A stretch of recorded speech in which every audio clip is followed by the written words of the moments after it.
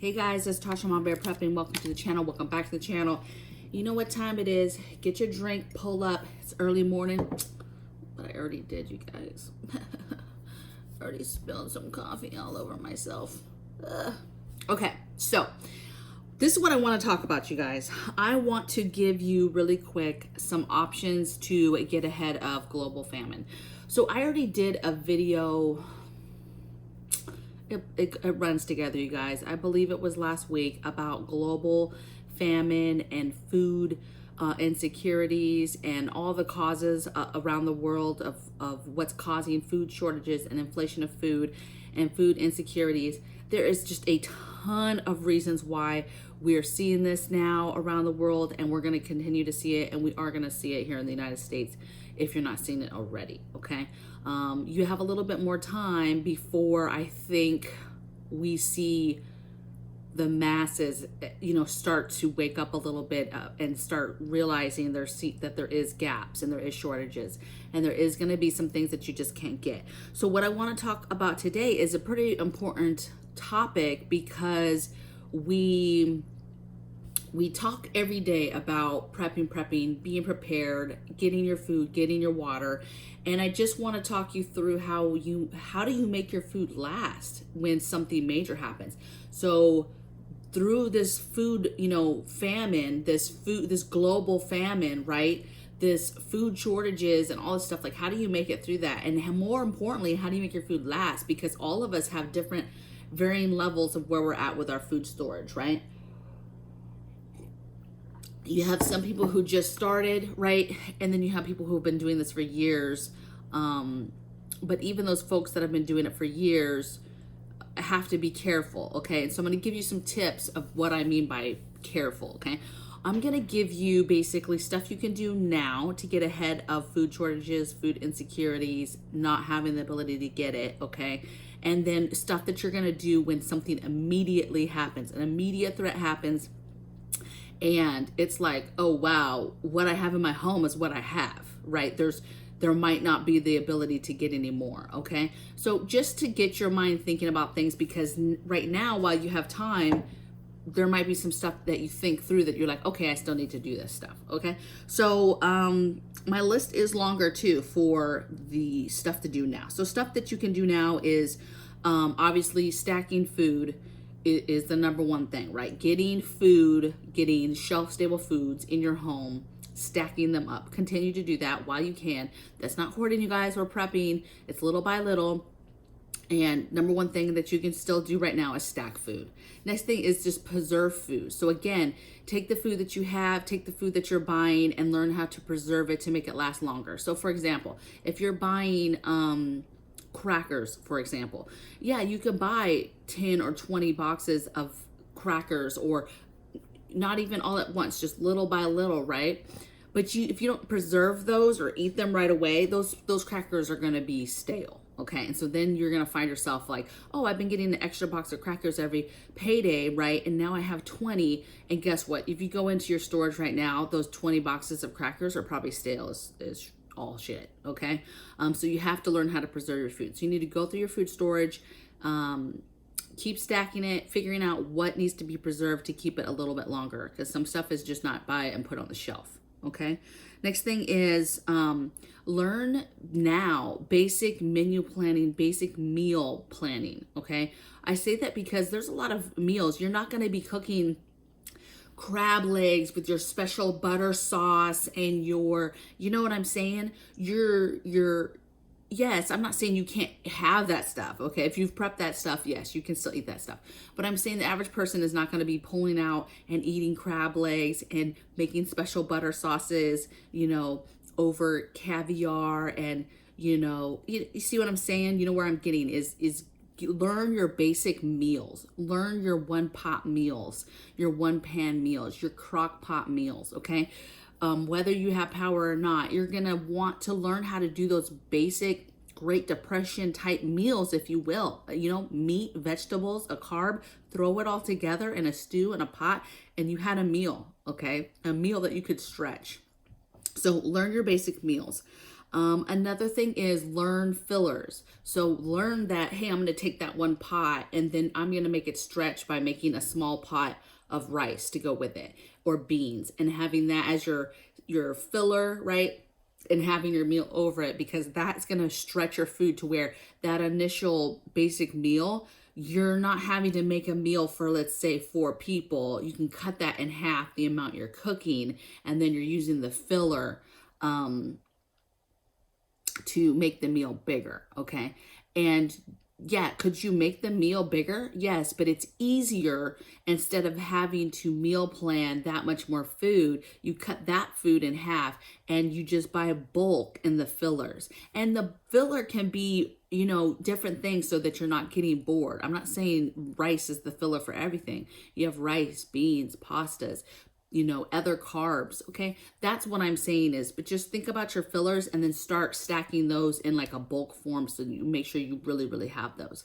Think about your survival shows and just different things that you watch and what they live on. You know, Naked and Afraid and Alone, you know, they're living off of nothing, okay?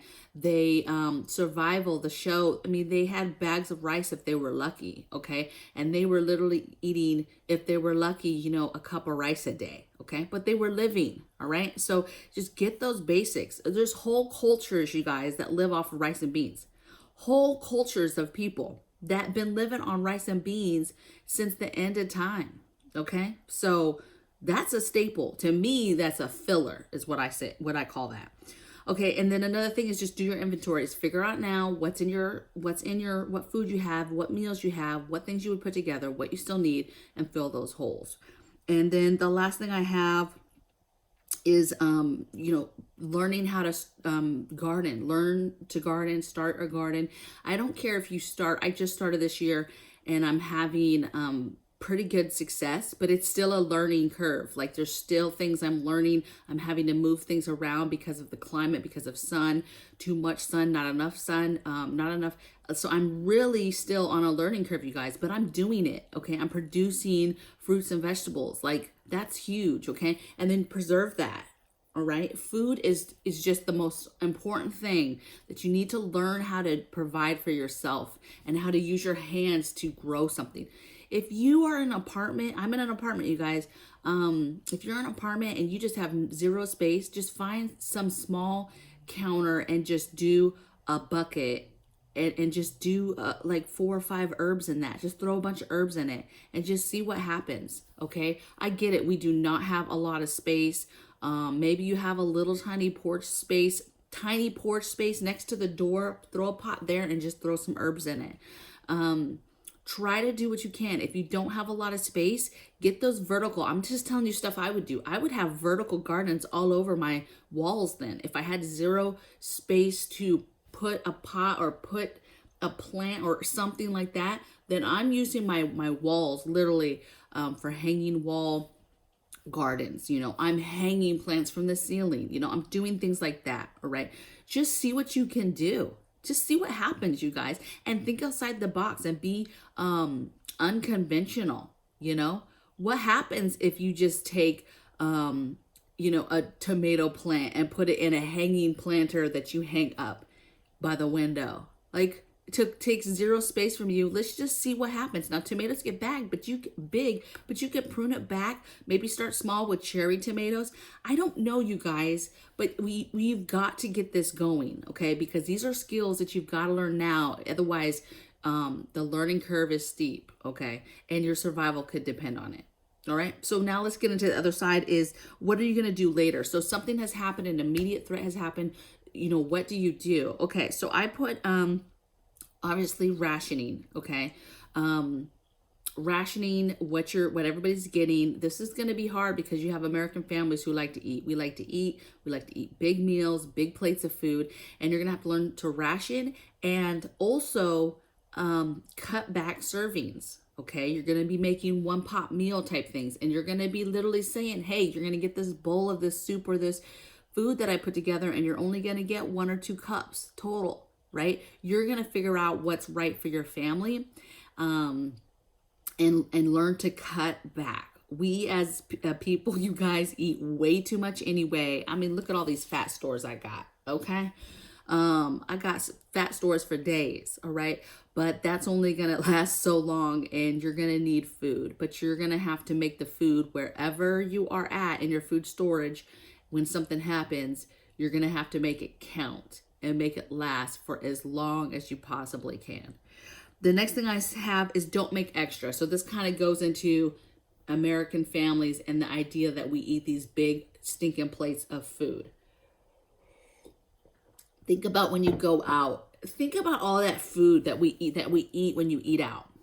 Okay, I'm not gonna name any place. Just you get a big burger that is like half or more of your calories than you're supposed to have in a whole day, just in a burger or a sandwich. And then you throw in a huge fry with that, with just a ton of sauce, if you like sauce. You get none of these places sell or give you small cups of anything, okay, unless it's water. You're getting this huge cup of soda or diet soda. You're playing yourself if you think the diet soda is saving the day. So it's just ridiculous, our portion sizes and what we feel like is a portion size, okay? So getting in the fact of not making extras because you might not have a way to preserve it. Now, cool, if you're making batch stuff and you still have some sort of power and you're making a batch, stew or soup or something, and you have extras and you just plan to serve that for the next 2 or 3 days, okay, that's great. For me, I'm thinking if there's no power though, don't make extra so it doesn't go bad. And then next thing is learning how to preserve your garden. So it's one thing to learn how to garden. It's another thing to learn how to preserve that food, to make that food last. Otherwise, and I'm running into this, otherwise you're just growing stuff and growing. And then you just let it go. And then all of a sudden it flowers and it's not there anymore when you lose your window of opportunity to preserve precious food. So learning how to preserve that garden. And then my last one, I already talked about this, is fillers. Utilize your fillers during this time that there's some immediate threat. Okay, so this might be a video for some of you that are like, hey, this is common sense stuff that would happen naturally, if something bad happened. But listen, baby, common sense is not that natural to a lot of people. It does not come natural. Me and my significant other, we watch shows all the time and we're like, that's what you're gonna do? Like, zero common sense. It's just not there. Okay, so it's not just something that is in you. Can you learn common sense? Maybe. I would argue that you either have it or you don't. And you can't just assume that people are gonna be like, oh, okay, something happened, I'm gonna make this food last, right? And maybe they have that thought process right there, like, oh, if there's a storm, I don't know how long this is gonna last, I gotta make the food last, or worried about the food. They know it's a concern, but they don't go a little bit further and actually realize what they need to do in that moment to now stretch that food and make it last until it can't last. Okay, you have people that are gonna eat up everything in their home within 2 weeks, when in reality that food probably could have lasted, if they really thought it through, you could double it just by knowing, hey, I need to make this last, and doing your rations and portion controls and really thinking about what you're putting in front of your family members every day is vital to doubling the length that your food, whatever food you have in your home, lasts. Okay, I promise you that the average American is overeating. And so it would be very easy to just half everything. You can make your food stores last, double whatever you have in your home. Okay. I mean, even somebody like me, I get nervous about the amount of food we have and, something crazy happening and thinking like, okay, that's only going to last so long, even a seasoned prepper. Okay.